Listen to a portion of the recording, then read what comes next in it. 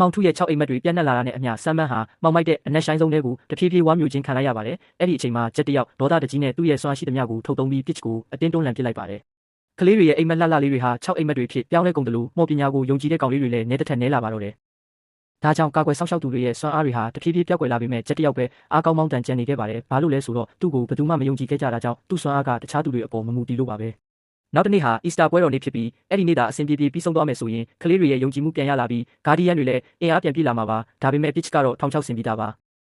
အဲ့ဒီညမှာဂျက်ဟာတစုံတစ်ယောက်ကသူ့နာမည်ကိုတိုးတိုးလေးခေါ်နေတာကြားလိုက်ရပါတယ်သူဟာအဲ့ဒီအတန်းနောက်ကိုလိုက်သွားရင်းနဲ့ပစ်ချ်ရဲ့ဂူထဲကိုရောက်သွားပါတော့တယ်အဲ့ဒီမှာသွားနဲ့သမီးလေးတွေကိုတန်လောင်အိမ်တွေနဲ့ပိတ်လောင်ထားသလိုအောက်မှာလည်းခိုးယူထားတဲ့ကလေးသွားတွေဟာတောင်ပုံရပုံမှာပဲဂျက်ဟာသူ့ရဲ့ငယ်ဘဝအမတ်တရသွားလေးကိုရှာဖို့အတွက်အောက်ကိုခုန်ဆင်းသွားပါတယ်အဲ့ဒီအချိန်မှာပစ်ချ်ပေါ်လာပြီးဂျက်ရဲ့သွားတွေရှိတဲ့တစ်တာလေးကိုထုတ်ပြပါတယ်အဲ့ဒါကိုတစ်ချက်ထိလိုက်ယုံနဲ့ဂျက်ဟာသူ့အတိတ်ကိုအကုန်မှတ်မိသွားမှာပါဂျက်ဟာမတွန်းလှန်နိုင်ပဲတစ်တာကိုယူဖို့လုပ်ချိန်မှာတော့ပစ်ချ်ကရုတ်တရက်ပြောက်ကွယ်သွားပြီးဂျက်ကိုအဲ့ဒီကူထဲမှာတရက်နဲ့တညလုံးပိတ်လောင်ထားလိုက်ပါတယ်ဂျက်ပြန်ထွက်လာနိုင်တဲ့အချိန်မှာတော့အီစတာပွဲတော်ကပျက်စီးသွားပါပြီဥတွေအားလုံးကိုပစ်ချ်ကရိုက်ခွဲပစ်လိုက်တာကြောင့်ကလေးတွေဟာအီစတာကိုမယုံကြည်တော့သလိုယုံသားကြီးလည်းသူ့ရဲ့မော်ဆွမ်းအားတွေအကုန်ဆုံးရှုံးသွားပါတယ်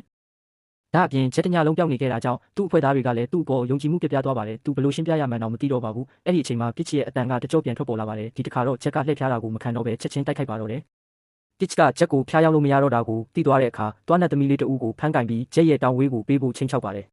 စိတ်ထားကောင်းတဲ့ဂျက်ဟာတောင်ဝေးကိုပေးလိုက်ပေမဲ့ကောက်ကျစ်တဲ့ပစ်ချ်ကတော့တောင်ဝေးကိုနှစ်ပိုင်းချိုးပစ်လိုက်ပြီးဂျက်ကိုကမ်းပါးပေါ်ကနေတွန်းချလိုက်ပါတယ်ဂျက်ရဲ့စိတ်ကိုပိုနာကျင်အောင်ချိုးထားတဲ့တောင်ဝေးစုပ်ကိုပါနောက်ကနေပစ်ချလိုက်ပါသေးတယ်ဂါဒီယန်တွေရဲ့စွမ်းအားတွေကုန်ဆုံးနေတာကြောင့်သူတို့ပြန်မတိုက်နိုင်တော့ပါဘူးအရင်ကကြွတာအမြောက်မြောက်နဲ့ယုံသားကြီးဟာအခုတော့ချစ်စရာယုံလေးတစ်ကောင်ဖြစ်သွားပါပြီ